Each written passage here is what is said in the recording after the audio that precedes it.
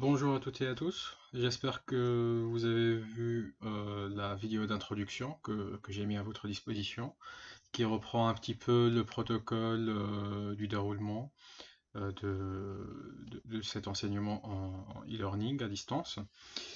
Donc la bonne nouvelle, c'est que tous nos assistants dentaires seront en mesure de suivre ces enseignements, qu'elles soient en arrêt, c'est pour une raison ou une autre, hein, que ce soit un chômage partiel, un chômage technique ou n'importe, d'accord? Sauf bien évidemment un arrêt maladie, si vous êtes vraiment malade pour un arrêt maladie, là, bien sûr, comme d'habitude, vous serez obligé de prendre une pause des cours et de rattraper après. Donc, aujourd'hui, on va commencer le deuxième jour de votre formation dans l'unité d'enseignement numéro 6 relative à l'imagerie médicale. Donc, on a parlé avant, dans la séance précédente, de l'anatomie, des différentes, c'est-à-dire des différents rayonnements, des rayonnements électromagnétiques, des rayonnements X, la nature des rayonnements X. On a discuté un petit peu l'importance de la longueur d'onde, la diffusion des rayonnements X dans différents matériaux, le fait que la diffusion des rayonnements X dans un, dans un matériau tel qu'il soit, ça va dépendre de la nature du matériau, bien évidemment. Est-ce que c'est du métal? Est-ce que c'est c'est du plastique? Est-ce que c'est de l'os? Est-ce que c'est du muscle? Est-ce que c'est un tissu mou ou un tissu dur? De l'épaisseur en question du produit ou plutôt du matériau traversé. Donc tout ça, on l'a vu ensemble. Maintenant, on va avancer un petit peu plus et on va parler un petit peu des procédures de radioprotection plus en détail. Donc, les procédures en matière de radioprotection. Donc, ça, je crois qu'on l'a vu ensemble, mais on va le reprendre un petit peu pour pouvoir avancer. Donc déjà, dans les procédures en matière de radioprotection, donc il y a trois volets qu'on va traiter. Le premier volet, c'est la justification. Le deuxième, c'est l'optimisation. Et le troisième, c'est la limitation. Donc, justification, c'est quoi? Qu'est-ce qu'on va justifier? Donc, comme on l'a vu ensemble, le praticien, il doit pouvoir expliquer pourquoi il est nécessaire de faire une radio, pourquoi c'est nécessaire. Donc, on ne fait pas des radios à tort et à travers. Ça, j'ai longuement parlé dans ce sujet la dernière fois. On ne peut pas prescrire des radios à droite et à gauche, à tort et à travers. D'accord? Donc, les radios doivent être justifiées, doivent être nécessaires. Et comment on va justifier la nécessité d'une radio? C'est bien évidemment après une consultation. Ensuite, argumenter sur la technique de radio choisie. Donc pourquoi cette technique et non pas l'autre? Pourquoi on va faire une rétrocoronaire et non pas une rétroalvéolaire? Pourquoi une radio panoramique ne suffit pas, par exemple pour explorer le nerf alvéolaire inférieur, et on va plutôt faire un cone beam? Donc il faut argumenter la technique. Pourquoi on a choisi cette radio et non pas l'autre? Et bien évidemment, établir le bénéfice du cliché par rapport au préjudice de l'exposition. S'exposer au rayonnement X, c'est pas un luxe, c'est pas quelque chose qu'on cherche, mais euh, c'est un mal indispensable, on va dire. Bon, un mal, peut-être c'est un terme qui, qui est difficile, qui n'est pas vraiment adapté, parce que les rayonnements X, certes, elles sont nocives, mais les doses qu'on utilise en dentisterie, c'est pas des doses létales non plus, hein. Ça, faut pas l'oublier, ça, il faut toujours le garder dans l'esprit.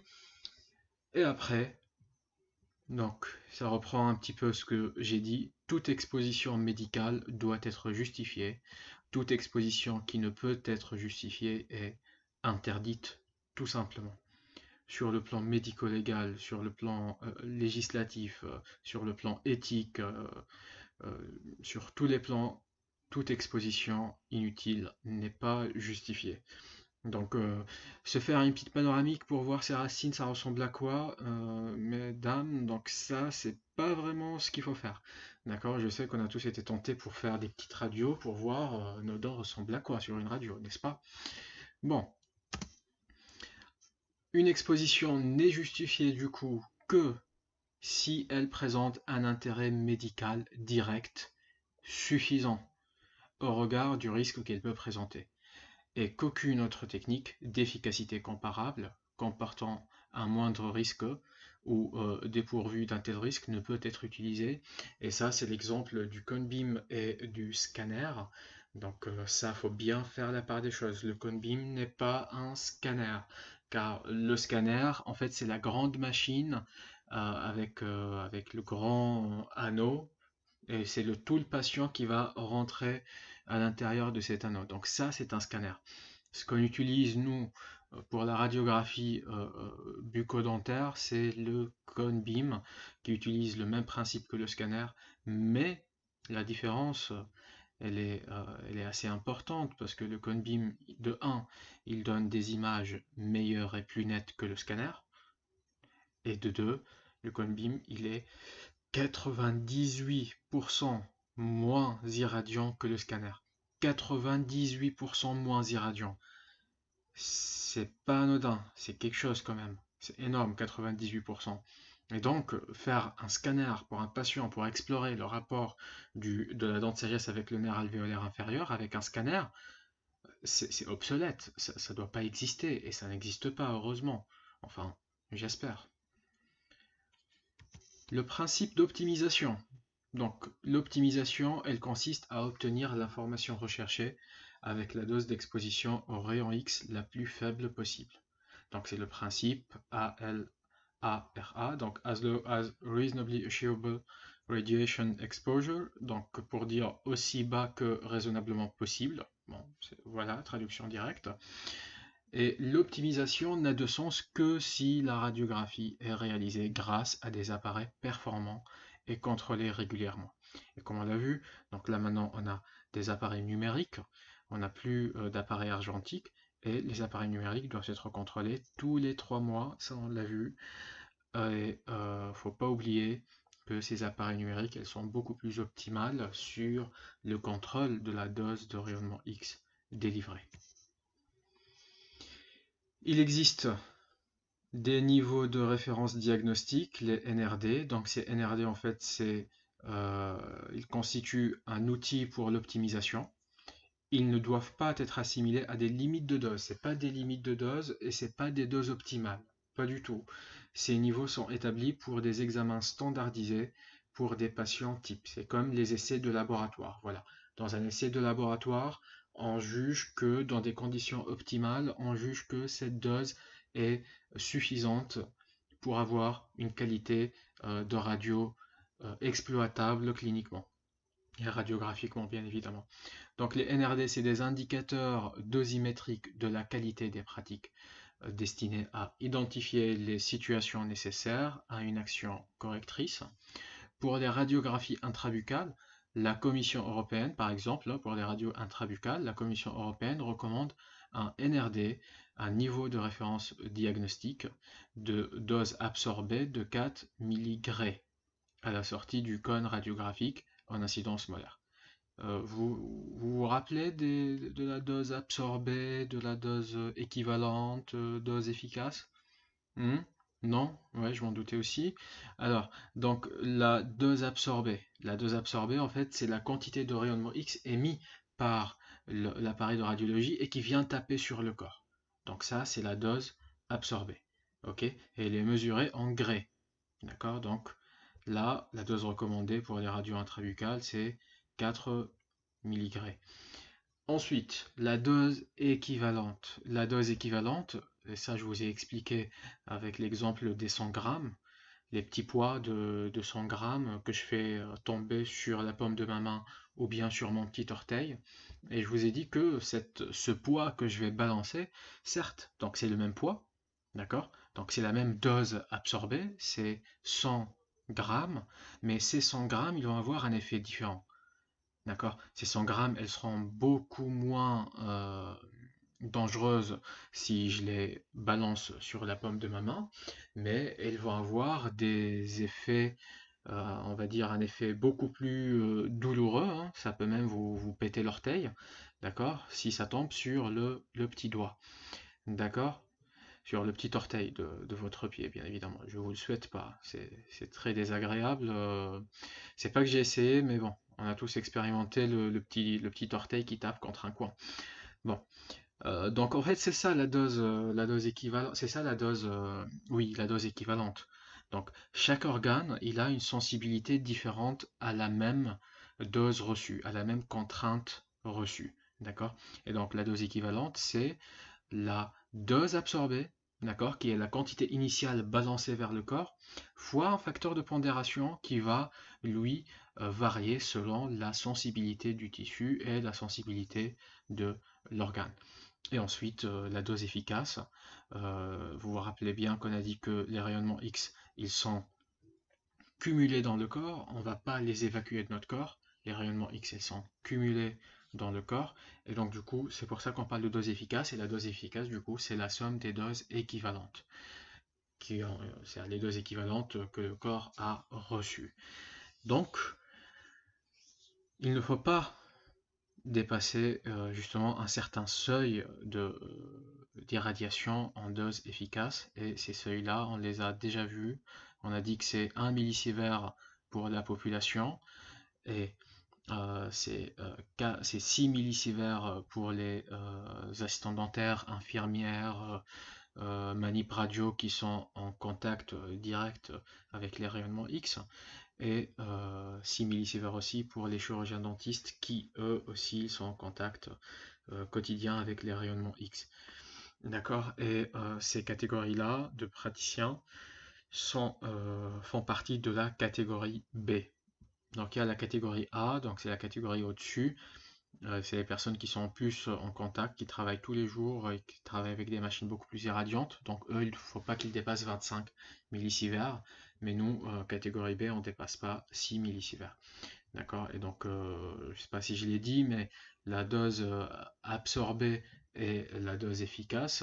Donc la dose absorbée, c'est en gray, mais la dose efficace et la dose équivalente, c'est en millisieverts. Donc c'est en sieverts, mais on n'arrive pas au sievert, hein, on reste toujours à l'échelle du millisievert. D'accord? Si vous avez besoin de plus d'informations sur les niveaux de référence diagnostique, donc n'hésitez pas à vous connecter sur le site nrd.irsn.fr. Le principe de limitation. Éviter les clichés inutiles. Donc ça, j'arrête pas de le répéter, il faut toujours éviter les clichés inutiles. Donc ce dernier point concerne les limites admissibles d'exposition qui sont fixées comme suit. Donc pour les professionnels, donc la dose efficace est de 20 millisieverts par an. Ah, je crois tout à l'heure j'ai dit 25, donc non, c'est 20, c'est bien 20. Et pour le public, la dose efficace est de 1 millisievert par an. Et donc pour les assistants dentaires, pour que ce soit clair, si vous n'êtes pas en contact avec les rayonnements X, si vous manipulez pas, lors de la prise des rayonnements X, si vous ne restez pas dans la salle, bah, ça veut dire que vous n'êtes pas exposé aux rayonnements X et vous faites partie du public et donc vous ne devez pas dépasser les 1 millisievert par an. D'accord? Bon, j'espère que c'est clair. Les appareils de radiographie dentaire. Bon, là, c'est une petite image, mais là, on voit bien l'appareil qu'on utilise le plus fréquemment pour les rétroalvéolaires et les rétrocoronaires. Et donc là, c'est tout simplement le cône radio. D'accord? C'est le cône radio. Donc, plus en détail, dans ce cône radio, qu'est-ce qu'on va trouver dans cette machine? Donc, on va trouver un transformateur. Il va transformer le courant électrique du secteur basse tension en un courant haute tension. Et on va trouver un générateur de rayons X. Donc les rayons X, ils sont produits dans ce générateur-là, dans un tube de verre, dit tube de Coolidge, dans lequel on a fait le vide. Donc c'est sous vide que les rayonnements X sont produits pour éviter toute interférence. Et ce tube, il convertit le courant électrique en rayonnement X. Et bien évidemment, on va avoir une console de contrôle que bon, il y en a toutes les formes, hein, mais c'est ça le principe.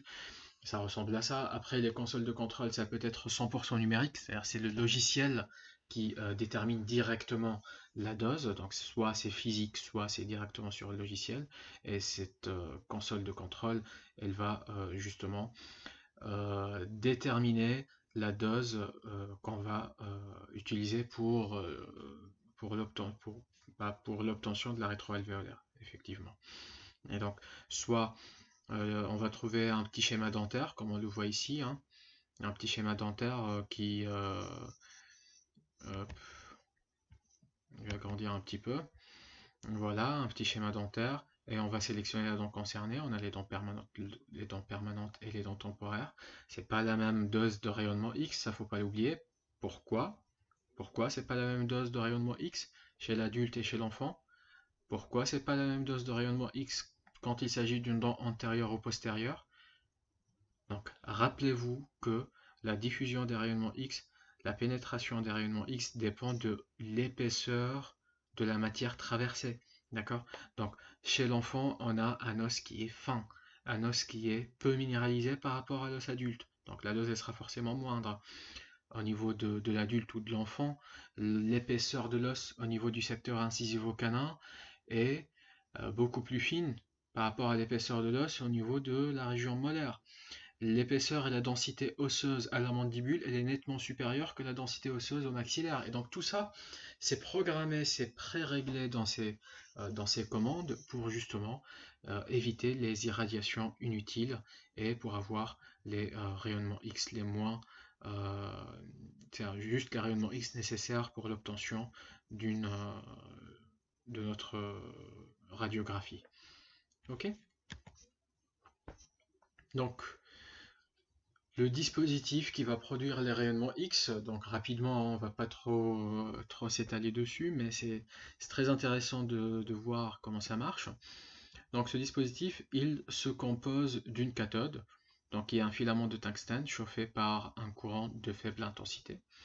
Donc c'est un fil métallique. Le métal, c'est le tungstène, comme on dit le cuivre, l'étain, le zinc. Donc c'est un type de métal qui est le tungstène. Ce tungstène, quand il est chauffé par un courant de faible intensité, en fait, il va chauffer, il va commencer à libérer des rayonnements X. Et pour que justement ces rayonnements X soient libérés, on aura besoin d'une anode de l'autre côté. Donc on a la cathode qui est chargée négativement, elle est ici présente au niveau elle est représentée par le filament de tungstène, et l'anode qui est chargée positivement, donc c'est la cible du tungstène, et en fait les rayonnements X, elles vont traverser justement de ce filament vers l'anode, et après, telle une, onde, un photon lumineux, il va y avoir un petit miroir pour justement éjecter ces photons X. Oui, c'est bel et bien des photons, d'accord, des photons X vers la cible choisie. D'accord? Et donc, sous l'effet d'une différence de potentiel, c'est-à-dire sous l'effet d'un courant électrique, justement, les électrons émis par le chauffage du filament de tungstène de la cathode sont propulsés sur l'anode. Et c'est à ce niveau-là que sont produits les rayonnements X. D'accord? Et afin d'évacuer la chaleur provoquée par l'impact électronique, la cible de tungstène de l'anode est enchâssée dans du cuivre et le tube à vide est placé dans un bain d'huile minérale. Ok? Bon, ça c'est un petit schéma. Donc là ici on voit que voici notre chambre à vide. D'accord? C'est à l'intérieur notre chambre à vide. Notre chambre à vide elle baigne dans un bain d'huile. D'accord? Le tout il est fermé dans une cavité étanche. Et là on trouve une petite vitre. D'accord? Là, on a notre cathode, notre filament de tungstène qui va chauffer grâce au courant électrique. Ici, on a notre anode avec un miroir qui va réflecteur. Généralement, c'est un miroir réflecteur à 99,99999% pour refléter le maximum de photons X. Et quand ça chauffe, les photons X, ils vont migrer plutôt les électrons, ils vont migrer c'est-à-dire du filament de tungstène vers l'anode directement, et ils vont taper sur ce miroir. Ce miroir il est incliné d'une façon telle que les photons X vont directement être propulsés par cette vitre, et donc du coup ils seront canalisés justement là où au niveau de la dent, au niveau de la région qu'on cherche à radiographier. Donc voici, voilà le code radio, la commande, ça on l'a déjà vu. Donc ces appareils de radiographie possèdent 3 réglages. Donc je vous demande juste de savoir qu'il y a 3 réglages. Il y a le réglage de la tension, le réglage de l'intensité et le réglage du temps d'exposition. Pour le réglage de la tension et de l'intensité, c'est déjà pré-programmé, d'accord? Quand vous choisissez des programmes d'exposition, des programmes pour faire des radios, donc ça sera automatiquement réglé. Mais après, ce que vous pouvez modifier, c'est le temps d'exposition, d'accord? Le temps d'exposition qui est réglable par le dixième de seconde, ok? C'est pour ça que quand on revient au niveau du générateur ici, au niveau de ce lecteur-là, en fait, on va voir que par exemple là, c'est 0,04 secondes. D'accord? Donc 0,04 secondes. Donc le temps de production et de propulsion des rayonnements X, il est de 0,04 secondes. D'accord? C'est très rapide. Ok? Donc juste pour vous dire, le bip que vous entendez quand vous actionnez le bouton, en fait, ce bip, il est très lent par rapport à la durée réelle de production et d'émission de rayonnement X. D'accord? Donc vous sortez avant d'entendre le bip et vous rentrez après que le bip soit terminé. Vous êtes complètement et entièrement en sécurité. On va passer maintenant aux propriétés des rayonnements X. Donc les propriétés des rayonnements X. Hop. Allez. Alors, donc les rayonnements X présentent de nombreuses propriétés. Trois d'entre elles ont une influence directe sur l'exercice dentaire. Donc là, on a la diminution de la densité du faisceau de photons en fonction de la distance de la source. Donc c'est l'exemple de la torche que je vous ai montré. Donc plus on est proche, plus ça va se concentrer, plus on est loin, plus ça va s'élargir, comme c'est décrit ici sur cette photo. La diffusion, elle est variable en fonction du milieu traversé. Donc la diffusion est la déviation des rayonnements X lors de leur passage dans un milieu. Donc en fait, c'est comme la lumière quand elle passe d'un milieu à un autre. La lumière, quand elle passe dans l'air, elle a une certaine vitesse, elle a un certain comportement. Quand elle passe dans l'eau, elle va devenir plus accélérée, et c'est pour ça qu'on voit, quand vous êtes debout dans une piscine, vous voyez que votre corps sous l'eau, il est raccourci, il est plus large, et il y a comme une cassure, d'accord, entre la partie que vous voyez dans l'air libre et la partie que vous voyez sous l'eau. D'accord? Donc ça, c'est la même chose, hein.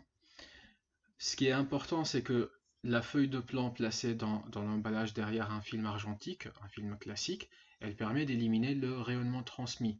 Donc tout ça pour vous dire que la feuille de plan, elle arrête, elle stoppe l'évolution, le voyage des rayonnements X. Et l'épaisseur minimale nécessaire pour bloquer ces rayonnements X, elle est entre 0,3 et 0,5 mm. Donc en fait, c'est l'épaisseur de plan qu'on trouve dans un tablier de plan classique ou dans un collier cervical.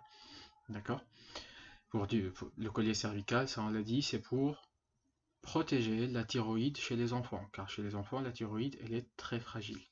Ok? Donc quand vous faites des radios chez des enfants, il faut toujours mettre ce collier cervical. Donc, la diffusion du rayonnement implique que le praticien recevra une partie du rayonnement direct et ou diffusé s'il reste dans la pièce. La distance raisonnable à laquelle il faut se placer pour limiter l'exposition au rayonnement diffusé est à 3 mètres.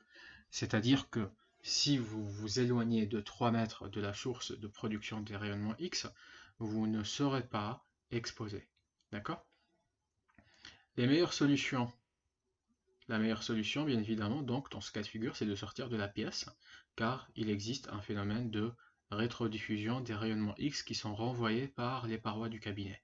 Donc le fait de sortir, de vous éloigner de 3 mètres, et surtout de sortir de la pièce, le premier, c'est que quand vous êtes éloigné de 3 mètres, vous êtes protégé, il n'y aura pas de rayonnements X qui vont vous taper dessus.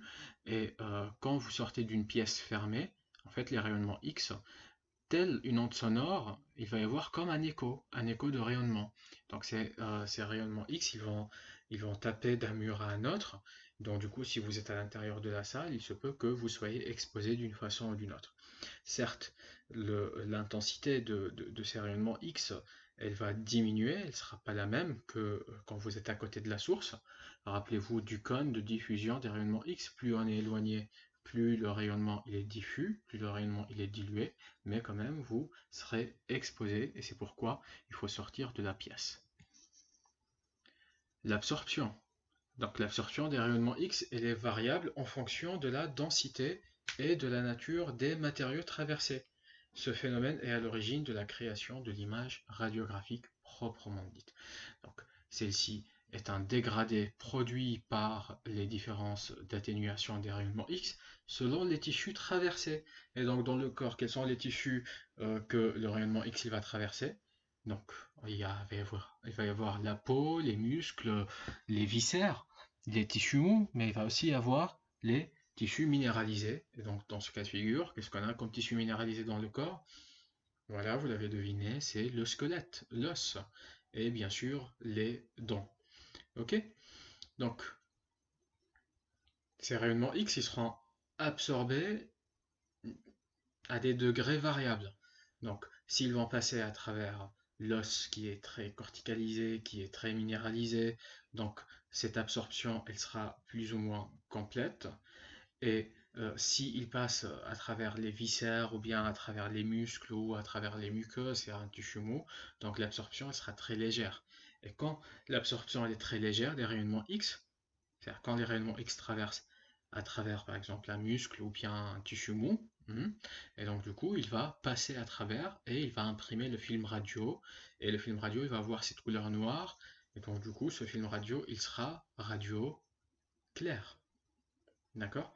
Mais quand il est bloqué par l'os, quand il est bloqué par une structure minéralisée ou bien même par du métal, on peut voir des couronnes métalliques, donc du coup les rayonnements X ils seront arrêtés et ils ne vont pas imprimer le film radio, et donc du coup l'image elle sera blanche, elle sera transparente, donc les rayonnements X ils ne vont pas imprimer ce film radio et on va parler d'une image radio opaque. Ok? Non. Ça, c'est un tableau qui résume un petit peu quand est-ce que l'image est radio opaque, quand est-ce qu'elle est radio claire. Et le principe, c'est ça. En fait, quand il s'agit d'un tissu minéralisé, d'un tissu métallique ou bien où il y a ce qu'on appelle des opacifiants, donc l'image elle sera radio opaque. Et quand c'est pas le cas, quand ça passe à travers un tissu mou tel que la pulpe, la gencive, les nerfs, etc. Donc l'image elle est radio claire. Donc s'il vous plaît, arrêtez de dire que la gencive, on peut la voir sur une radio, ou bien le nerf, on le voit sur la radio. Non, la gencive, on ne la voit pas sur la radio, et les nerfs, on ne les voit pas. Mais par contre, on va voir le trajet creusé que le nerf il a creusé à l'intérieur de la dent, ou bien le trajet que le nerf il a creusé à l'intérieur de l'os. Ok? C'est pas la même chose. Par exemple, sur une radio panoramique, on va voir le nerf alvéolaire inférieur, donc plutôt, on ne va pas voir le nerf alvéolaire inférieur, on va voir le canal du nerf alvéolaire inférieur. On va voir le trajet que le nerf alvéolaire inférieur il a creusé dans le corps de la mandibule et dans la branche montante de la mandibule. Ok? La collimation. La collimation est un principe très intéressant et c'est grâce à ce principe-là qu'on se fait moins irradier. Et donc du coup, tout simplement, le principe de collimation, il va rassembler les cônes radio. D'accord? Il va rassembler plutôt, pardon, pas les cônes radio, mais il va rassembler les rayonnements X. Ok? Donc on a une source qui va produire les rayonnements X, telle une torche. Donc ces rayonnements X, ils seront produits en forme de cône. D'accord? Donc ces rayonnements X, ils seront produits en forme de cône. Voilà, on va avoir un cône comme ça. Ok? Donc ça, c'est mes rayonnements hop, X, ils seront produits en cône. Ok? Donc voilà, je vais avoir mes rayonnements qui vont partir comme ça. Et en fait, ce principe de collimation, qu'est-ce qu'il va faire? En fait, il va rassembler tous ces rayonnements, il va les cercler, on va dire, hein. Il va les cercler pour avoir des rayonnements qui sont plus comme ça, rapprochés, d'accord? Qui sont plus rapprochés et non pas qui sont diffusés comme ça, d'accord? Dans tous les sens. Donc c'est ça le principe de collimation. Ok? Hop. Donc, la localisation, la collimation, du coup, c'est le moyen par lequel on contrôle justement les, euh, hop, on contrôle la forme et les dimensions du faisceau principal de rayon X. Elle permet de limiter la divergence, comme on l'a vu là, hein. Ça permet de limiter la divergence des rayonnements X du faisceau primaire et d'éliminer les rayonnements X inutiles. D'où d'où on va avoir une limitation de l'exposition du patient et du praticien. Et bien évidemment, on va améliorer la qualité de l'image radiographique parce qu'on ne va pas avoir des rayonnements X qui vont diffuser à droite et à gauche inutilement, mais on va avoir une concentration, une collimation, un rassemblement des rayonnements X dans le point nécessaire, dans le point où qu'on veut irradier justement pour obtenir une image radiographique. Ok? Donc, on va passer maintenant aux différents clichés et leurs indications. Alors, les différents clichés et leurs indications. Donc, tout simplement, on va partager les radios qu'on utilise dans le domaine dentaire dans deux grandes catégories. Donc, la première sera la radio intrabuccale, la catégorie des radios intrabuccales. Et la deuxième, c'est la catégorie des radiographies exobuccales ou extra-orales. Alors, donc, dans les radios intrabuccales, qu'est-ce qu'on va trouver? Donc, on va trouver en premier exemple, l'exemple qui est le plus parlant, c'est le cliché rétro-alvéolaire. Ok? Donc, ce cliché rétro-alvéolaire, qu'est-ce qu'il va permettre? Donc, il va permettre de visualiser 2 à 3 dents contiguës, donc contiguës l'une après l'autre, ok? Avec le tissu osseux environnant. Cet examen se réalise avec la technique des plans parallèles ou la technique de la bissectrice. Bon, on va, on va détailler juste après ces deux techniques, des plans parallèles et de la bissectrice. Mais en tout cas, ce que je veux que vous reteniez, c'est que un cliché rétroalvéolaire, il va permettre de voir toute la dent de la couronne jusqu'à l'apex. Et l'apex, c'est l'extrémité de la racine, ok, au cas où vous l'avez oublié. Donc, il va nous permettre de voir la totalité de la dent, c'est-à-dire un cliché rétroalvéolaire qui ne va pas nous permettre de voir l'apex d'une dent, c'est un cliché rétroalvéolaire qu'on ne peut pas exploiter. Par exemple ici, pour cette dent qui est la 45, on ne voit pas l'apex de la 45. Donc, ce cliché rétroalvéolaire n'est pas adapté pour analyser la 45. D'autant moins la 47, parce qu'on ne voit pas ici qu'est-ce qui se passe, d'accord? Mais plutôt la 46, parce que là on voit la dent dans sa totalité, de la couronne jusqu'à l'apex, et on voit l'os environnant, d'accord? Donc un cliché rétroalvéolaire, il doit nous permettre de voir l'os qui entoure la dent. Ok? Petit rappel anatomique, l'os qui se situe entre deux dents, ça s'appelle le septum osseux interdentaire. L'os qui se situe entre les deux racines de la même dent, donc l'os qui est là, ça s'appelle l'os intraradiculaire. Intra. Donc c'est l'os entre les racines de la même dent. Ok?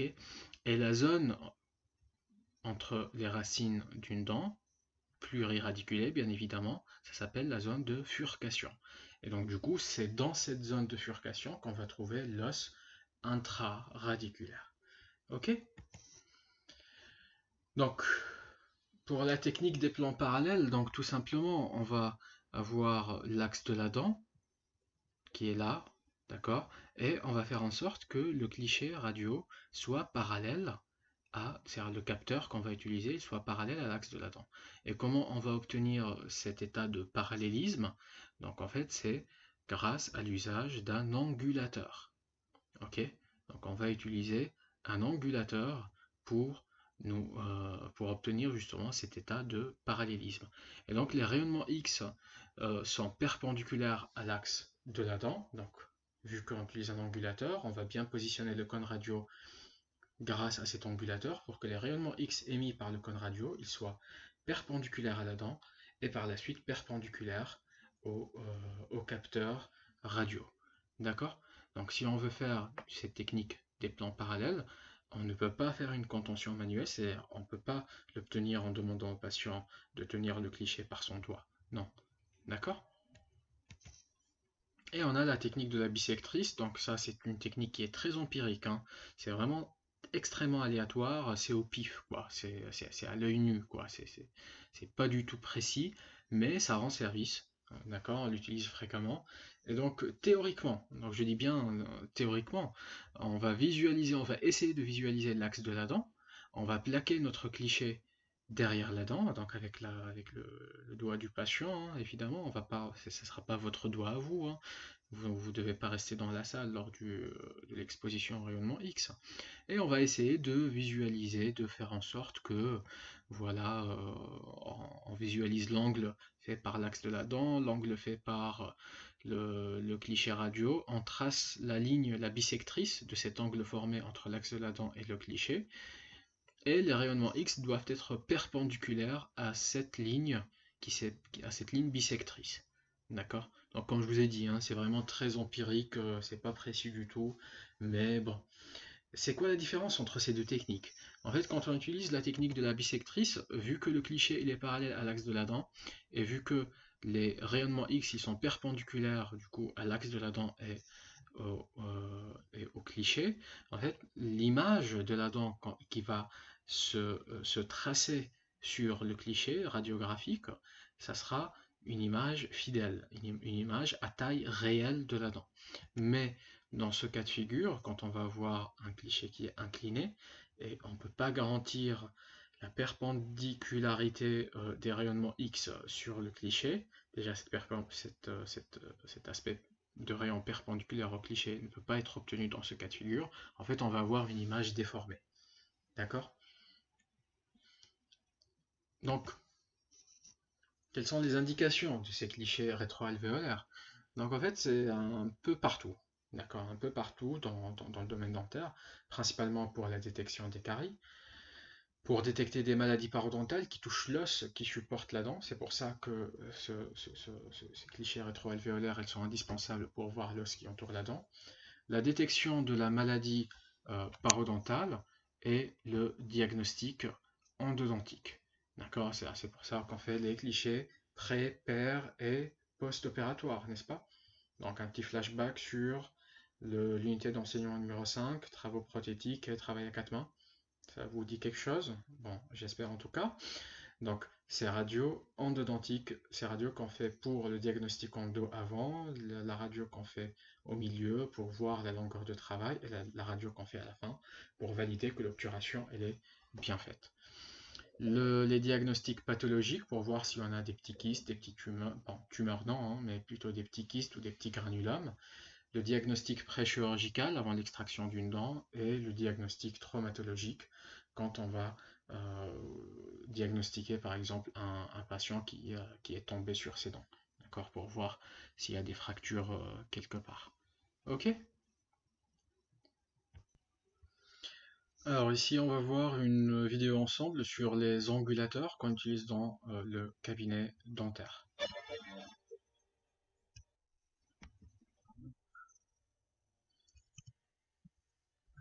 Donc là ici c'est les angulateurs de chez Duro-Dental. Donc là, on a l'ambulateur bleu, en tout cas chez Duro-Dental, qui va servir pour la prise des rétroalvéolaires au niveau du groupe incisivo-canin.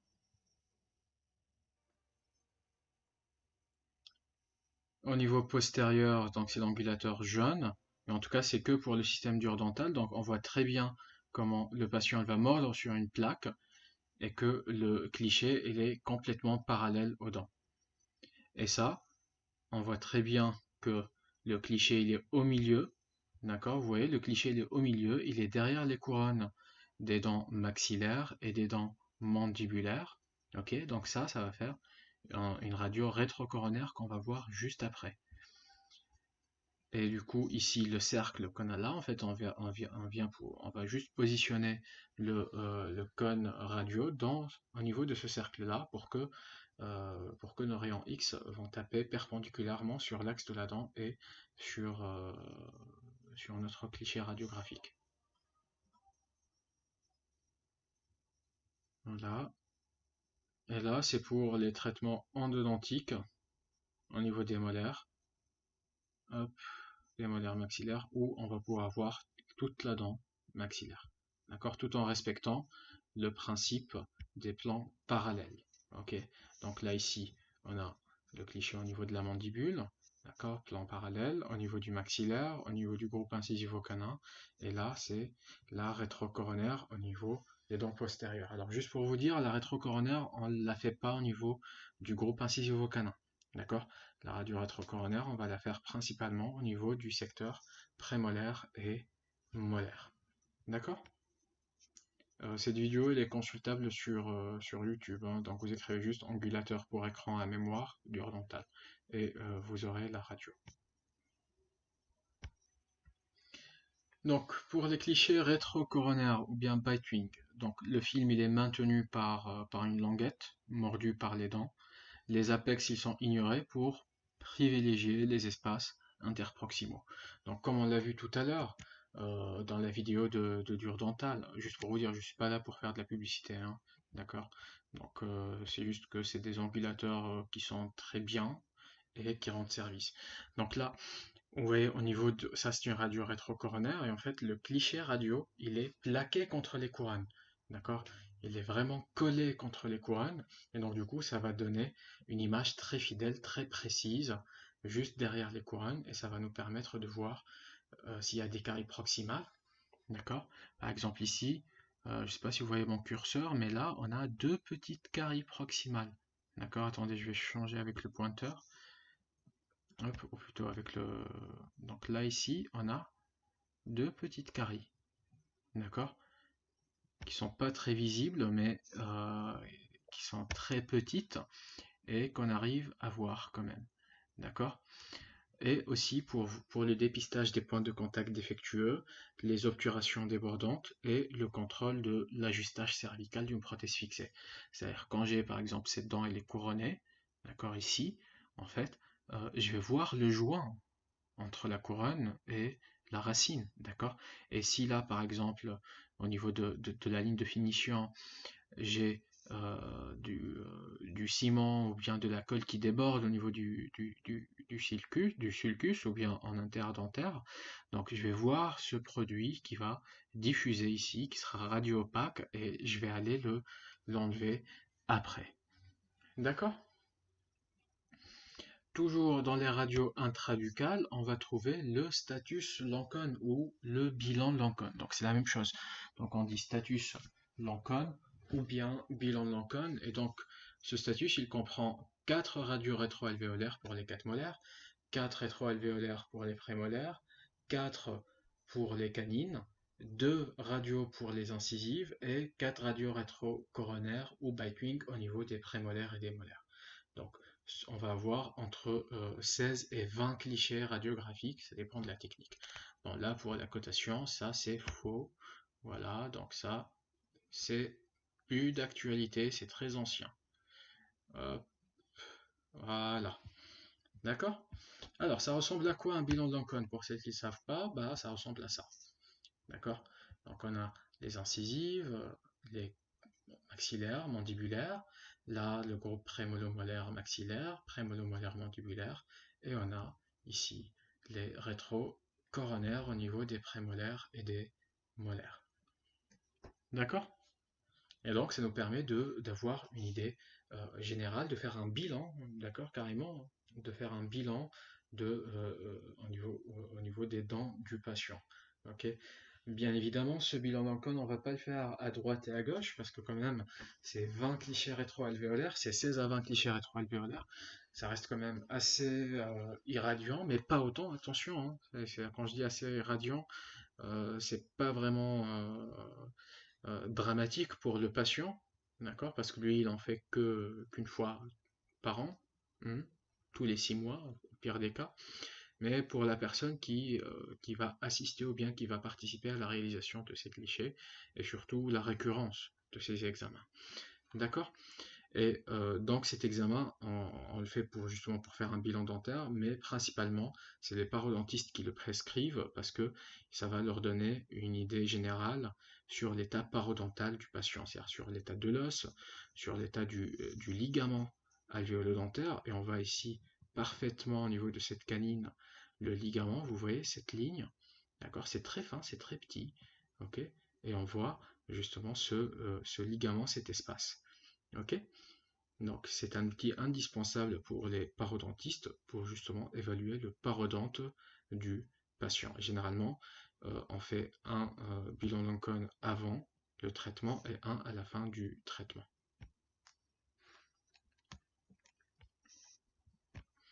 Alors, toujours dans les radios intraorales, donc on va trouver le cliché occlusal. Alors, pour être clair, ce cliché occlusal, il est rarement utilisé. Avant, on l'utilisait beaucoup, mais maintenant, avec l'émergence des cônes BIM et la démocratisation des cônes BIM, on le fait de moins en moins. Et en fait, c'est tout simple, c'est comme on le voit ici sur la photo, en fait, c'est un film qui est assez large, de 5 cm x 8 cm, qu'on va mettre à l'intérieur de la bouche pour prendre la radio de tout le maxillaire ou bien de toute la mandibule. D'accord? Donc, hop. Donc ici, en fait, tout simplement, en fait, le cône radio, il va pour avoir un cliché occlusal maxillaire, le cône radio, il sera orienté. Oh là, il ne va pas rentrer dans la tête du patient quand même. Attendez, hop. Donc il sera positionné au niveau du nez comme ça. Ça sera notre cône radio. D'accord? Ça, c'est pour le maxillaire. Et au niveau de la mandibule, il sera, pour faire une radio au niveau de la mandibule, bah, il sera en bas. Il sera sous le menton du patient. D'accord? Ok, il va irradier comme ça. On va le mettre sous le menton du patient pour avoir un cliché occlusal mandibulaire. Ok?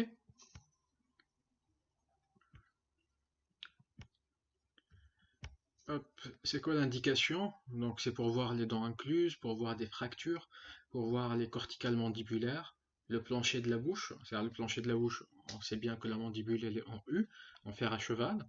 Et donc du coup, le fait de voir le plancher de la bouche, il va nous montrer notamment les glandes salivaires principalement. Et ce qui nous intéresse, bien évidemment, c'est s'il y a des calculs, des calcifications à l'intérieur des glandes salivaires. Ok? Et justement la projection des glandes sublinguales. Ok, ça ressemble à ça, une radio occlusale. Donc ça, c'est une radio occlusale maxillaire, d'accord, un mordu occlusal maxillaire. Et là, on voit très bien les dents antérieures, d'accord. Là ici, on a une fracture des incisives maxillaires et on voit très bien les dents qui sont fracturées, encore mieux que sur un cliché rétro-alvéolaire. Au niveau de la mandibule, on va voir ici, par exemple, on a une fracture au niveau de la mandibule. D'accord, ça c'est grâce au cliché rétroalvéolaire. Et là ici, plutôt au cliché occlusal, excusez-moi. Et là ici, donc on a notre arc mandibulaire. Et mais ce qu'on voit ici, c'est deux radio-opacités là, ce qui correspond un petit peu au canal de la glande submandibulaire. Et donc là ici, on a des calculs salivaires. D'accord, on a une calcification à l'intérieur du canal salivaire. D'accord? On va passer maintenant aux techniques extra-orales. Et dans les techniques extra-orales, la première chose, la première technique qu'on va voir, c'est la radio panoramique. Donc c'est la radio la plus réalisée, la plus faite au niveau des cabinets dentaires. Et donc le principe, il est très simple, il est très ingénieux, simple mais ingénieux. C'est que le cône, c'est-à-dire le générateur des rayonnements X, tout simplement, il va tourner en même temps. Donc lui, le générateur, il tourne dans ce sens-là. Le capteur, il tourne dans ce sens-là. Et en même temps, il va irradier. Et il va tourner, il va irradier, il va tourner. Et donc du coup, on va avoir une radio aplatie d'une mandibule en U, c'est-à-dire d'une arcade en U. Ok.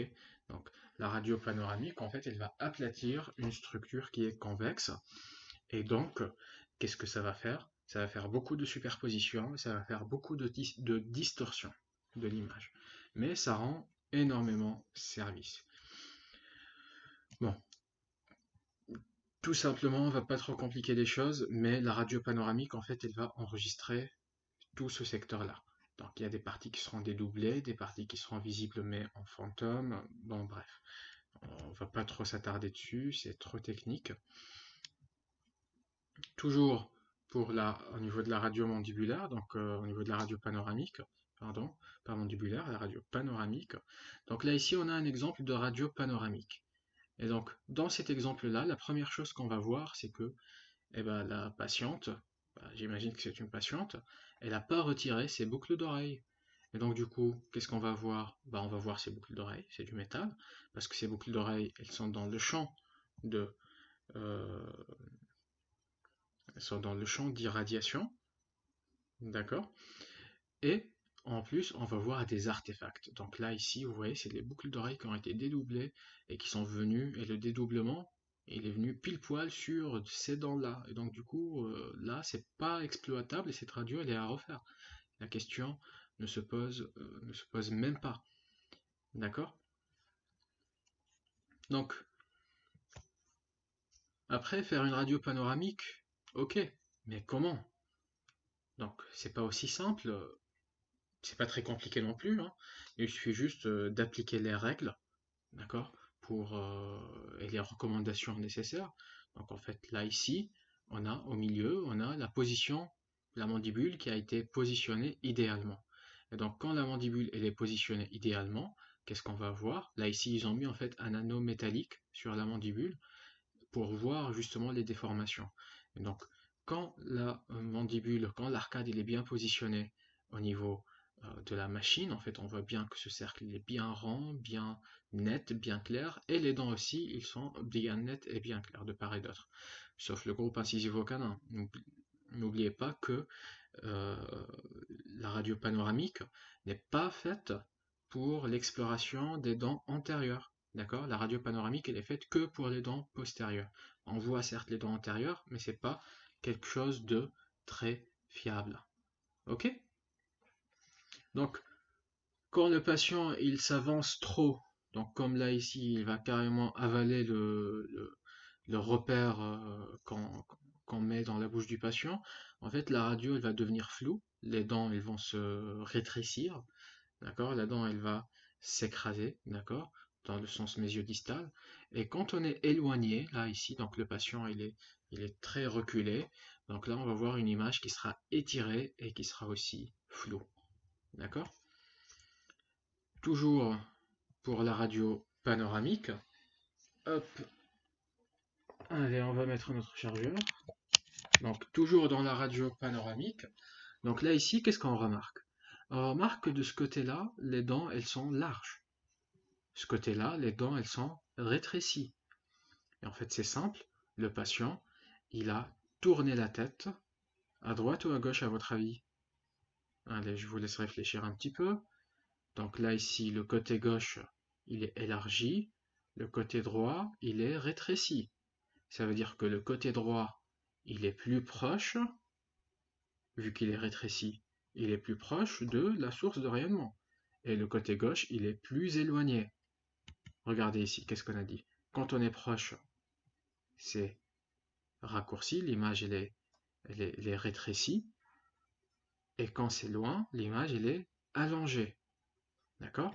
Et donc, là, le profil droit du patient, du coup, il s'est rapproché. Et le profil gauche, il s'est éloigné. Et donc là, on peut comprendre que le patient, en fait, il tournait la tête à gauche. D'accord? Quand il a tourné la tête légèrement à gauche, En fait, c'est simple. Là, le côté droit, il s'est rapproché de la source de rayonnement et le côté gauche, il s'est éloigné. Ok? Là aussi, c'est une erreur de positionnement. Et donc, en fait, le problème là, c'est que la machine, elle était très haute et le menton du patient, du coup, il était penché vers l'arrière. En fait, la tête, elle était penchée vers l'arrière. Et donc, du coup, le menton, il est soulevé. D'accord? Parce que la machine, elle est très haute, elle est un peu plus haute. Et donc, du coup, on va avoir un plan d'occlusion qui est comme voilà, un petit oiseau renversé, comme ça fait un pic comme ça.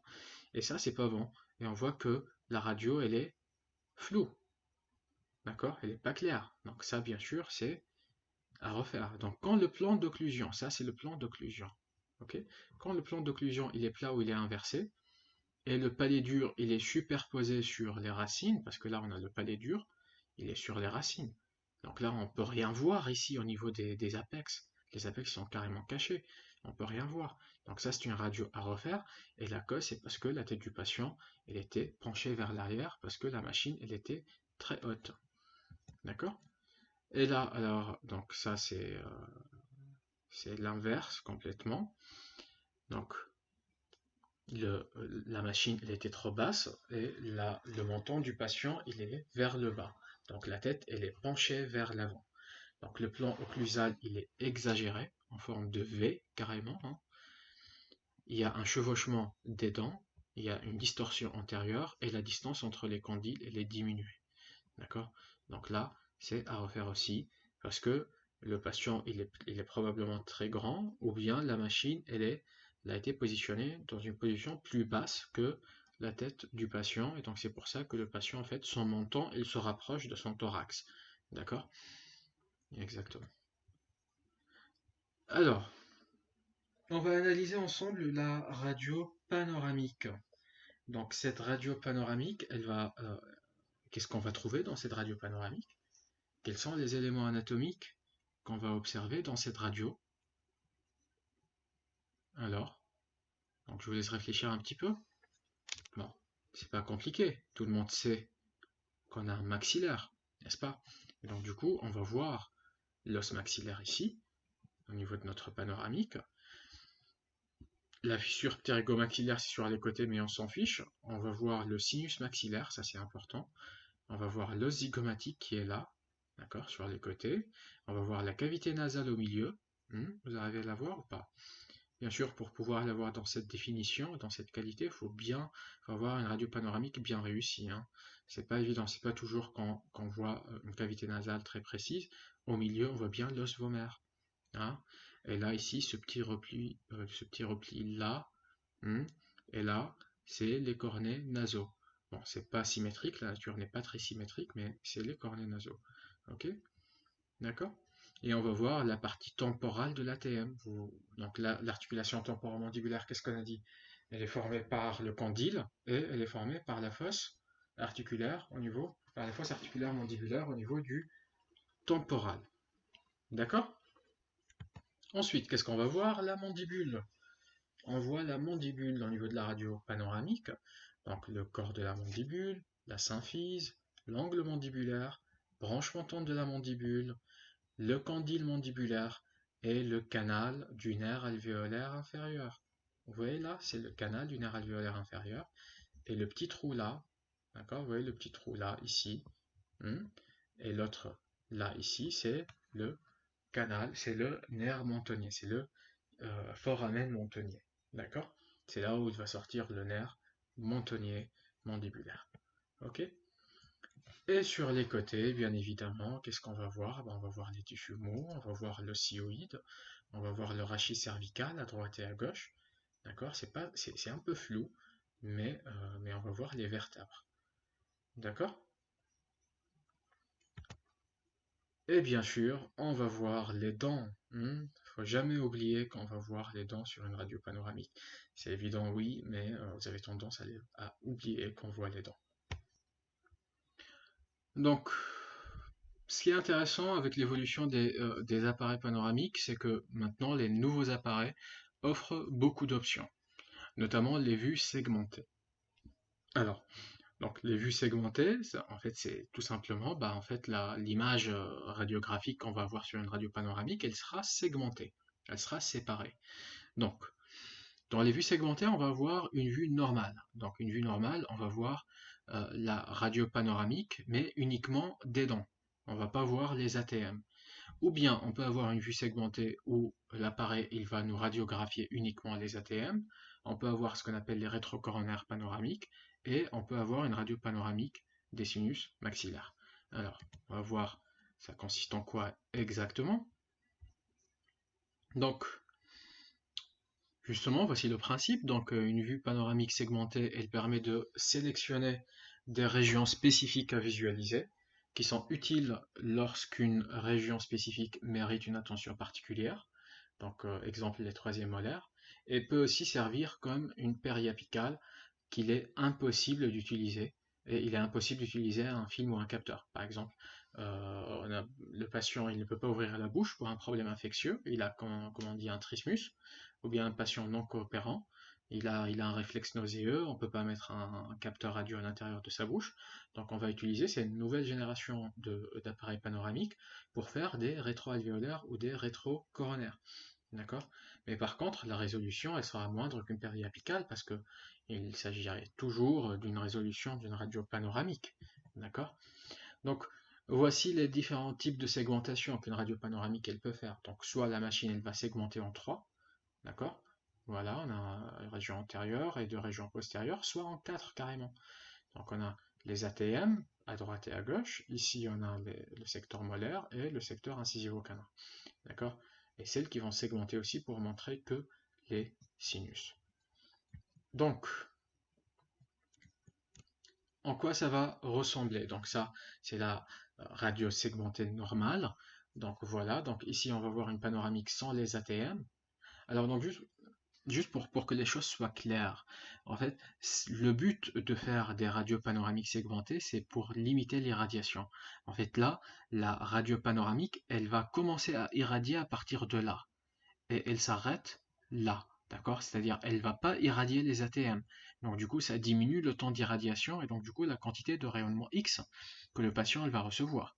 Donc là, ça c'est la radio segmentée normale où on va voir bien les sinus, cavité nasale. Donc voilà, voici les cornées à droite et à gauche.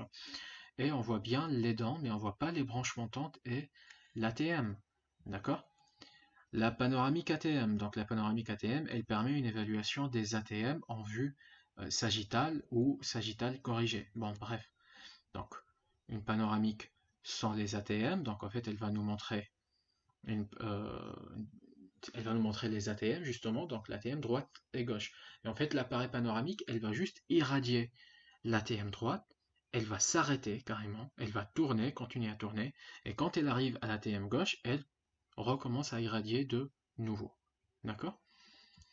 Après, on va trouver la panoramique du sinus maxillaire qui permet d'évaluer les sinus. Elle peut être utile pour les greffes de sinus, pour l'évaluation pré-chirurgicale ou post-chirurgicale, pour le contrôle du greffon. Et elle peut aussi permettre d'évaluer une possible corrélation entre une pathologie sinusale et une pathologie d'origine dentaire. D'accord? Donc là, en cas de sinusite, voilà, pour faire la différence d'une sinusite dentaire ou une sinusite générale. D'accord? Et bien sûr, bien évidemment, on va avoir des doses réduites et une meilleure résolution qu'une image panoramique classique. Donc voici une panoramique des sinus maxillaires. Donc carrément, l'appareil va se situer un peu plus haut sur la tête du patient et il sera centré sur les sinus. Et là, on va bien voir le sinus. Ici, ça c'est le sinus maxillaire. Là, c'est les orbites, c'est les yeux. Ici, c'est le vomaire, cavité nasale. Et là, ce qu'on voit ici, en fait, c'est l'ethmoïde. Rappelez-vous le petit os blanc sur Stéphane. D'accord? Donc ça, c'est l'ethmoïde. Ok? Et on voit les sinus qui sont bien dégagés, bien clairs. Ok? Alors, donc là, on va passer tout ça. Et on passe à la panoramique rétrocoronaire. Donc cette panoramique rétrocoronaire, donc les nouveaux appareils panoramiques, ils vont offrir cette option. Et cette option, elle va permettre d'imager les régions postérieures avec moins de chevauchement pour diagnostiquer les caries. Toujours, n'oubliez pas, la résolution elle est moindre. Quand on peut faire une rétro-coronaire ou une rétro-alvéolaire, c'est mieux. D'accord? Donc l'utilisation recommandée pour des patients avec un réflexe nauséeux, avec d'importants tories mandibulaires, avec un trismus ou des infections. Trismus, c'est l'incapacité d'ouvrir la bouche. Et quand on a un manque de coopération, par exemple, quand on a un patient qui a un petit handicap mental ou qui a un réflexe nauséeux et qui ne supporte pas les clichés dans la bouche. Alors, ce qu'on voit ici, donc ça, c'est les tories mandibulaires. Donc, les excroissances qu'on voit ici, en fait, c'est de l'os, et ça, c'est naturel. Le patient, il est habitué à avoir ça dans la bouche. C'est normal, d'accord? C'est pas une maladie. On va pas se précipiter pour lui couper cet os, parce que ça, c'est de l'os. Parce que de toute façon, si on coupe, si on peut intervenir, on peut l'enlever. Mais le problème, c'est que vu que ça fait partie de la forme naturelle de la mandibule, donc le corps, il a tendance à régénérer cet os-là. D'accord? Donc là, dans ce cas de figure, on est bien d'accord qu'on ne peut pas positionner un cliché rétroalvéolaire. Et donc, du coup, cette option sur la radio panoramique, elle s'avère indispensable. D'accord? Hop. Donc là, ici, par exemple, là en bas, on a une radio panoramique classique, et là en haut, on a une panoramique rétrocoronaire. Et on voit bien, voilà, donc dans cette panoramique, elle va nous montrer le secteur prémolomolaire à droite et à gauche. D'accord? Il ne va pas nous donner le sinus, il ne va pas nous donner les ATM, il ne va pas nous donner le groupe incisivo-canin, mais il va nous donner que les dents à droite et à gauche. D'accord? Donc en haut et en bas, il s'agit de la même panoramique. Hein. D'accord? Donc vous voyez la différence de qualité? Donc celle du haut, elle est beaucoup plus claire que celle du bas. On voit beaucoup mieux les dents, les racines, l'espace desmodental, etc. D'accord? Donc, le résultat des études ne démontre aucune différence significative entre cette option et une image panoramique normale, mais les études, par contre, elles démontrent une différence en faveur des rétrocoronaires intra-orales. Donc, c'est bien d'avoir cette option dans sa radio panoramique, mais ça ne dispense pas le fait de faire des rétro-alvéolaires ou bien des rétrocoronaires. Alors, donc là, je reviens un petit peu. Je vais parler un petit peu des clichés, des capteurs qu'on utilise pour les rétroalvéolaires et les rétrocoronaires. Donc là, on a différents types de capteurs. Donc, ce qu'on trouve ici, c'est du plastique. Ça, c'est des capteurs à usage unique. C'est ce qu'on appelle les capteurs argentiques. D'accord? Donc, à l'intérieur, on va trouver un film plastique, une feuille de plan et un réactif à base d'argent qui va imprimer justement cette plaque transparente quand il va entrer en contact avec les rayonnements X. On va trouver les détecteurs à l'état solide, Solid State Detectors, donc les CCD et les CMOS, d'accord? Et on va trouver, donc là on a les CCD, là c'est les CMOS, et on va trouver aussi les plaques phosphoriques, d'accord? PPS ou PSP, donc ça c'est les clichés qu'on va trouver qui ressemblent aux clichés argentiques, qui sont juste des plaques phosphoriques. On va les utiliser, on va les mettre dans la bouche du patient, il n'y a pas un câble qui dépasse, il n'y a rien, et ces clichés après ils seront développés sur un scanner. D'accord? On appelle un scanner radio. Ils vont passer dans ce scanner et il va lire ce qu'il y a à l'intérieur. Mais par contre, les CCD ou bien les CMOS, en fait, il y a un câble, d'accord? C'est ce qu'on appelle l'RVG classiquement, radioviscographie.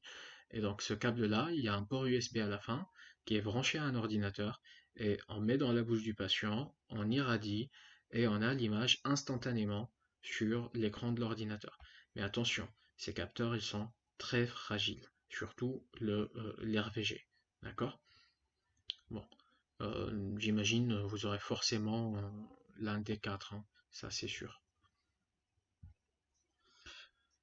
Et en parlant de la radiographie dentaire, justement panoramique, je vous laisse avec cette vidéo. Donc c'est un appareil panoramique de la marque Vantage. Donc dans cette vidéo, ils décrivent un petit peu les différentes fonctionnalités de cette radio panoramique. Toujours, c'est pas dans le cadre d'une publicité, mais c'est justement pour vous montrer ces différentes fonctionnalités qui sont présentes au niveau de cet appareil panoramique nouvelle génération. Je vous laisse avec la vidéo.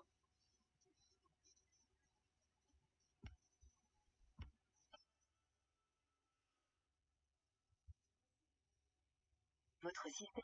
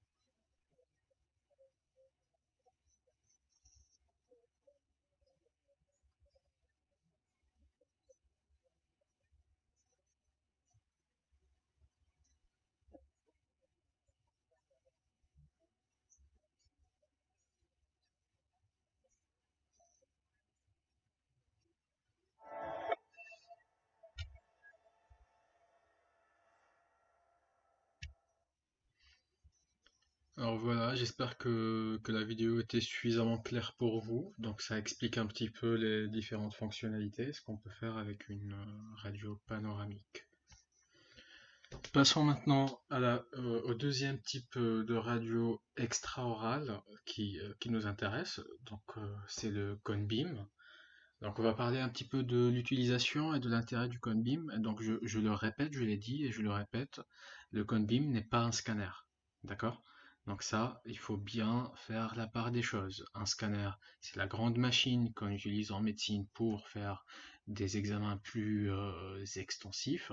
Le cone beam, il est utilisé que en dentaire. Certes, ça utilise le même principe général, mais c'est différent. D'accord? Alors, quelles sont les principales utilisations du coup du cone beam? On va trouver en premier lieu la chirurgie, les implants, la chirurgie des dents de sagesse, les traitements endodontiques, en orthodontie, notamment pour les dents incluses, donc c'est l'intersection orthodontie et chirurgie, et en pathologie cervico-faciale, notamment pour les kystes, les granulomes, etc. D'accord? Alors, donc, pour la chirurgie, donc, première utilisation, quand on dit cone beam, la première chose qui vient à l'esprit, c'est les implants. Et donc, cet examen cone beam, il est indispensable pour la planification implantaire. Donc, ça permet de faire un examen initial qui devrait être... donc, excusez-moi, donc avant de faire le cone beam, donc il faut commencer par un examen initial qui doit être une radio panoramique, d'accord? Ou des radios rétroalvéolaires ou périapicales. Donc, c'est la même chose, hein. On dit radio rétroalvéolaire ou radio périapicale. Ça revient au même, d'accord? Donc, cet examen initial qui sera une radio panoramique ou, ou plusieurs radios rétroalvéolaires, notamment on peut faire un bilan d'Ancon à la limite, hein, mais quand même c'est trop invasif. Un bilan d'Ancon peut être facilement remplacé par une radio panoramique. D'accord? Donc il ne faut pas oublier le principe de l'intérêt de l'examen radiologique qu'on va faire. D'accord? Mais dans certaines situations, on peut demander un bilan Lancôme. D'accord? Alors, donc, après avoir réalisé l'examen initial, qui est la radio panoramique, qui n'est rien d'autre qu'une vue d'ensemble. La radio panoramique, c'est une vue d'ensemble de la situation occlusale et dentaire, bucco-dentaire du patient. Donc, une fois ça c'est fait, on va poser l'indication justement de faire un cone beam ou un autre examen tomographique perpendiculaire qui devrait être effectué pour les sites prévus. Donc là, on va poser des implants. On voit ici, attendez, je vais mettre le pointeur, voilà. Donc on voit ici, on a une crête édentée. Ce qu'on voit là, en fait, c'est la dent à côté, d'accord? Vous voyez, on ne voit pas la racine de la dent. Donc ça, en fait, c'est la partie proximale de la dent. Donc là, on commence à compter, on évalue notre crête, on évalue la hauteur de la crête, la largeur de la crête. Donc quand vous voyez ici, la hauteur de la crête, elle s'est arrêtée au niveau de ce point rouge. Et ce point rouge, il décrit le canal alvéolaire inférieur, là où le nerf il passe. D'accord? Donc on ne voit pas le nerf, on voit le canal. Ok? Et donc du coup, bien sûr, quand on va mettre un implant, il ne faut pas trépaner ce canal, il ne faut pas piétiner dessus, il ne faut pas le perforer, il ne faut pas comprimer le nerf. D'accord? Donc cet examen cone beam, donc déjà il va nous montrer des images en 3 dimensions, d'accord? Il va nous donner des planches, des coupes, ok? Et ces coupes vont nous permettre de faire des mesures. Là au niveau antérieur, on voit la hauteur de la crête antérieure au niveau du groupe inciso-canin, donc la hauteur elle est suffisante, mais la largeur elle est trop fine. Donc on a 2 cm de hauteur à peu près, mais en largeur on n'a que 2-3 mm. Ce qui est très fin, très faible. Bon après, ça va nous permettre de faire d'autres indications, d'autres actes. Par exemple là, on va faire une greffe osseuse au niveau antérieur. La question ne se pose pas. D'accord? Le cone beam, il va aussi nous permettre de bien explorer le sinus maxillaire. Donc vous voyez bien là que la cavité sinusienne, elle est noire. D'accord? Parce que c'est rempli d'air. Ok? Et ça va nous permettre de voir non seulement la cavité sinusienne, c'est-à-dire le sinus maxillaire, mais aussi la membrane sinusienne. Donc là, on voit, vous voyez, ce qui est en gris là, en fait, ça, c'est pas une minéralisation, c'est pas une calcification, mais en fait, c'est la membrane sinusienne. Comme là ici, on voit le nez, d'accord? Ici en haut, on voit l'orbite, donc l'œil, d'accord? Le globe oculaire. Donc, c'est radio clair, oui, d'accord? C'est gris, c'est radio clair. C'est pas aussi radio opaque que l'os, c'est pas aussi radio opaque que l'émail, ou bien que l'obturation qu'on voit ici, mais ça reste toujours une image radio claire qui décrit la membrane sinusienne. Et c'est très important. Et on peut voir aussi sur cette coupe du sinus, on voit un petit septum osseux, pardon, donc septum c'est singulier, les septa c'est pluriel, donc un septum sinusien, d'accord? Et donc faut tenir compte, donc ce septum sinusien, on va pas pouvoir, on n'aurait pas vu sur une radio panoramique classique, hein, d'accord? Et donc ce cone beam, il nous permet de voir la réalité anatomique de notre sinus ou bien du site qu'on va opérer. D'accord? Et donc ce cone beam, donc on va le faire pour l'étude implantaire, mais aussi pour l'étude des greffes osseuses. D'accord? Donc voici notre greffe de sinus qui a été faite, et une fois notre greffe de sinus faite, on va faire un autre cone beam justement pour mesurer la hauteur de la crête, la largeur, etc. pour voir là où on va mettre notre implant après avoir réalisé notre greffon. Autre indication du cone beam, c'est les extractions dentaires. Donc toujours l'examen initial, ça sera une panoramique ou une rétroalvéolaire ou périapicale. Hein. Donc rétroalvéolaire, périapicale, c'est la même chose. Ensuite, ça dépend de la situation, on va poser une indication du cone beam ou de CBCT. Donc cone beam, c'est le CBCT. Donc si on veut voir des noircissements au niveau des racines, une déviation des racines, une déviation du canal mandibulaire ou un canal mandibulaire qui est interrompu ou qui n'est pas clair, donc là c'est des arguments en faveur pour faire le cone beam. D'accord? Donc voici ici une radio panoramique. Donc dans cette radio panoramique, on voit ici notre canal dentaire inférieur, à droite et à gauche. Et ce qu'on voit surtout aussi, c'est notre dent de sagesse. Là, c'est la 38, là, c'est la 48. On voit que l'apex de la 48, il est superposé au niveau du canal, donc on ne sait pas si, vu que la radio panoramique elle est en 2 dimensions, on ne sait pas si l'apex il est dans le canal, devant, derrière le canal, donc c'est pas clair. Et au niveau de la 38, on a une dent qui est horizontale et on voit que le canal il est interrompu et donc là ici au niveau des deux dents on a un doute sur le rapport de la dent de sagesse avec le nerf alvéolaire inférieur, plutôt le canal dentaire inférieur. Et donc voici les coupes, les planches du cone beam. Donc là ici on est au niveau de l'angle mandibulaire, au niveau de la dent de sagesse. On voit ici, donc vous voyez les planches, elles sont numérotées, les coupes, elles sont numérotées, d'accord? Donc là ici, on a une coupe qui est dans l'axe de la branche montante, d'accord? C'est comme si on a coupé avec, comme on coupe du salami, la mandibule, d'accord? Et on a plusieurs coupes numérotées. Et c'est des coupes millimétriques. Entre la 139 et la 140, il y a 1 mm, d'accord? Donc là ici, on voit la racine de la dent. Le nerf, il est là, il se rapproche, il se rapproche, il se rapproche. Le nerf, il commence à rentrer entre les racines.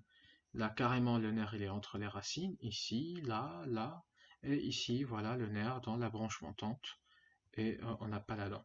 Et donc, du coup, on voit parfaitement le rapport du nerf alvéolaire inférieur avec la dent de sagesse. D'accord? Même chose de l'autre côté, on a notre dent de sagesse horizontale, on a le nerf qui est carrément écrasé entre la dent et la corticale mandibulaire. Donc là, c'est une situation à risque. Et si on n'a pas fait ce cone beam, on ne saura pas évaluer la difficulté. Et c'est pas une contre-indication de faire l'extraction de la dent, au contraire, on peut la faire. Mais maintenant, on va la faire en connaissance de cause et on va faire l'extraction de notre dent de sagesse en adoptant les gestes et les manœuvres chirurgicales adéquates pour ne pas couper le nerf alvéolaire inférieur. D'accord? En endodontie, notamment, donc toujours l'examen initial, c'est une radio de dimension. Donc dans ce cas de figure, l'examen initial sera une radio périapicale. Le cone beam, dans les cas suivants, il va nous montrer la morphologie canalaire complexe de la dent, s'il y a des résorptions internes ou externes, une évaluation pré-chirurgicale pour faire des chirurgies périapicales notamment, l'évaluation et l'extension d'une lésion d'origine endodontique, notamment un petit kyste, et la complication du cas. Si jamais on a un instrument fracturé, c'est-à-dire lime, lentilot, n'importe, donc ça va nous permettre de bien localiser là où on trouve là où on trouve l'instrument fracturé, et de bien élucider la difficulté du traitement endodontique. D'accord?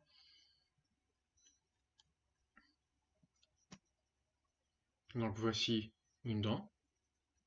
Là, on voit qu'on a un sacré dépassement ici du cône de gutta.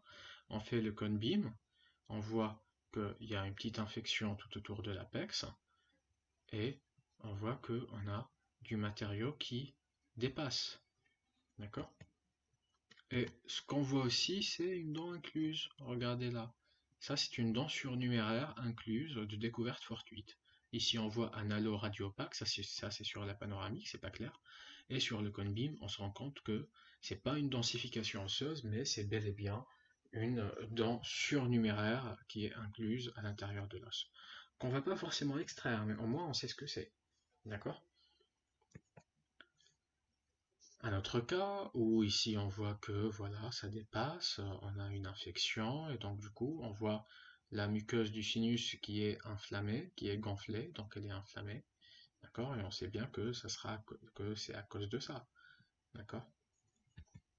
Au niveau de la mandibule, donc là carrément on a le dépassement dans le canal alvéolaire inférieur, dans le canal du nerf alvéolaire inférieur.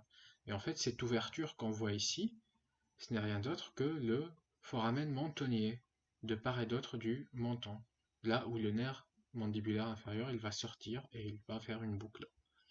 Ok? Donc, sur une autre coupe, on a un dépassement, et tout ce que vous voyez en radio clair tout autour de la dent, c'est une infection provoquée par ce dépassement de pâte endodontique. D'accord? Donc sur une radio panoramique, voilà, c'est ce qu'on voit. On voit un os qui est plus radio clair que en périphérie, certes. On voit le dépassement, mais c'est que en réalisant un cone beam qu'on voit parfaitement l'étendue de la lésion et l'infection provoquée justement par ce dépassement de pâte d'obturation canalaire. Là, c'est une autre situation. Là, c'est une dent qui a ce qu'on appelle une résorption interne. Donc, on voit ici la chambre pulpaire, le canal, mais là, hop, ça s'élargit le canal. Et ça, c'est pas normal. Donc, ça, c'est à cause d'une pathologie inflammatoire pulpaire qui a provoqué une résorption intra-radiculaire. Et cette résorption n'est visible clairement et ne peut être évaluée que grâce à un cone beam. D'accord? Donc pour l'orthodontie, donc les recommandations reconnues, c'est quand on a des anomalies dentaires, de structure ou de position, c'est-à-dire des dents qui sont mal positionnées.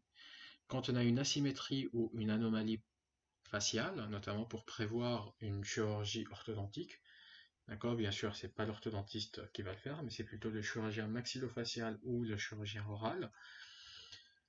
Quand on veut évaluer l'écart antéro-postérieur, vertical et transversal entre l'arcade maxillaire et mandibulaire, aussi si on veut évaluer les articulations temporomandibulaires, mais bon, c'est pas l'examen de choix.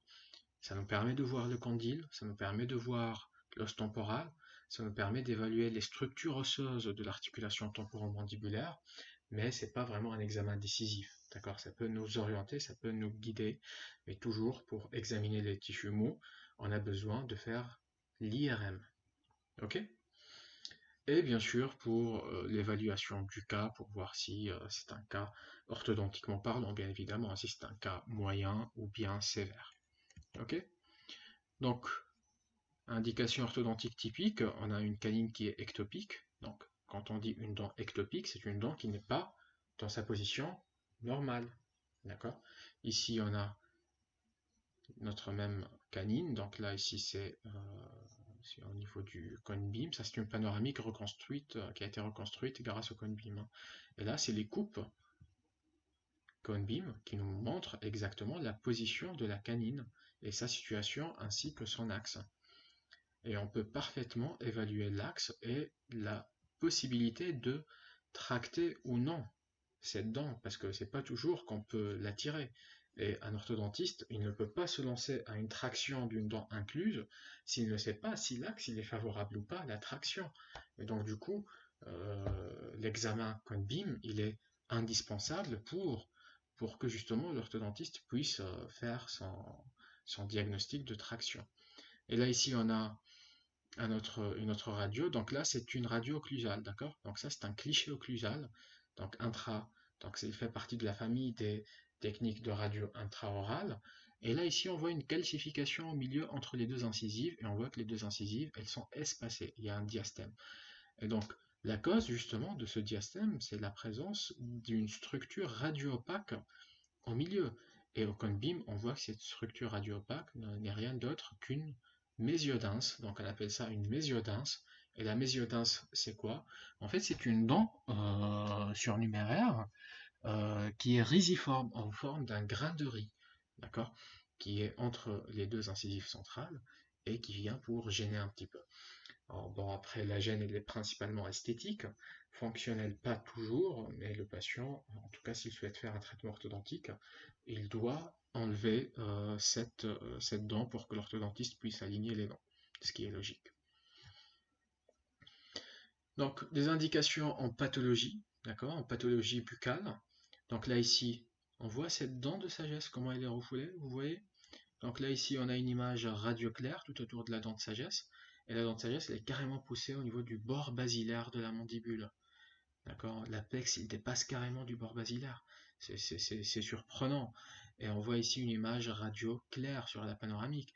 Mais est-ce que, et en plus du fait que là, on a le nerf alvéolaire inférieur, le canal du nerf alvéolaire inférieur, et la dent, on ne sait pas si elle est superposée ou si elle est carrément dans le canal. D'accord? Et c'est pourquoi, là, le cone-beam, il est indispensable. C'est même médico-légalement parlant obligatoire. D'accord? On voit notre dent, ici c'est notre nerf alvéolaire inférieur, le canal alvéolaire inférieur, et sous d'autres coupes, axiales notamment, on évalue justement la position de cette dent de sagesse, on voit qu'elle dépasse carrément l'apex, les racines des dents, elle dépasse carrément le bord basilaire, et on voit ici cette structure radioclaire qui est probablement le kyste péricoronaire autour de la dent de sagesse, parce qu'en fait, toute dent qui n'a pas encore fait son éruption, la couronne, elle est couverte, elle est protégée par un kyste, par un sac plutôt péricoronaire, et ce sac péricoronaire, quand il va dégénérer, comme dans ces situations-là, il va se transformer en kyste péricoronaire. D'accord? Voici notre dent, le kyste, et là, le petit trou noir qu'on voit ici, c'est le nerf alvéolaire inférieur. C'est le canal du nerf alvéolaire inférieur qui a été refoulé. D'accord? Donc, il faut bien faire attention. Une dent similaire, c'est bien sûr un spécialiste qui va l'enlever. D'accord? Donc, toujours en pathologie. Donc là, ici, on voit que si on compare la droite et la gauche, on voit que la droite c'est normal, mais la gauche, il y a quelque chose qui cloche là. C'est gonflé, c'est turgescent, c'est un peu bleuâtre. D'accord? Et donc là, on se pose des questions. Qu'est-ce que ça peut être? On fait notre panoramique. Rien n'est clair, déjà cette panoramique elle est erronée. Bah, vous me dites après, quand on va faire une petite visioconférence l'après-midi, vous me dites qu'est-ce qui cloche avec cette panoramique? Cette panoramique elle est ratée, n'est-ce pas? On est bien d'accord. Donc, c'est quoi l'erreur de positionnement du patient dans cette radio panoramique? Bon, vous notez la réponse, vous me dites après. Donc, on a fait des radios, un mordu occlusal, d'accord, une radio occlusale maxillaire. On voit ici qu'on a une dent qui est incluse, hein. Ça c'est la latérale, elle est incluse. Là c'est la latérale qui est incluse à l'intérieur, mais est-ce que ça c'est suffisant? Non, c'est pas suffisant parce que c'est des radios en 2 dimensions. Et donc c'est là où le cone-beam il vient pour nous donner une réponse en 3 dimensions. Et on voit carrément ici que il n'y a plus d'os. Il n'y a plus d'os. En fait, c'est cette incisive latérale. Donc, comme tout à l'heure, comme on l'a vu pour la dent de sagesse, en fait, il y a le sac péricoronaire, il a dégénéré en kyste et il a bouffé tout l'os. Bien sûr, ça se perd, ça cicatrise, mais il faut juste que ce soit pris en charge. D'accord? Après, indication toute simple, toute banale, du cone-beam, dans un cadre pathologique, on a une dent, ça c'est une dent qui n'est pas dévitalisée, mais qui a été traitée à cause d'une carie. On voit ici qu'on a une radio-opacité périapicale, D'accord? Là, ici, l'os, il est beaucoup plus gris par rapport à son entourage. Donc là, forcément, il y a un problème. Ok? Et au cone-beam, bah, qu'est-ce qu'on voit? On voit qu'on a une jolie image radio opaque, radio claire plutôt, non pas radio opaque, radio claire, elle est grise. Ça, c'est radio opaque. L'obturation est radio opaque. La dent est radio opaque. L'os, il est radio opaque. Mais l'image tout autour de la racine, en croissant comme ça, c'est une image radio claire et elle est significative d'une infection tout autour de l'apex. Alors, comme je l'ai dit, on ne voit pas l'infection, mais on voit par contre l'empreinte, le dégât que l'infection fait à l'intérieur de l'os. D'accord? Donc, je crois qu'on a fait le tour maintenant sur les appareils, les instruments, les examens radiologiques qui nous touchent de près, qui nous intéressent le plus dans notre activité dentaire. Donc, j'espère que vous avez bien pris note. J'espère que vous avez des questions à me poser l'après-midi sur les choses qui sont pas claires. Après, j'espère que tout est clair, hein. Ça, je vous le souhaite. J'espère que la présentation elle est suffisamment claire. Donc, je vous dis à tout à l'heure et à cet après-midi pour la visioconférence. Allez, à tout de suite.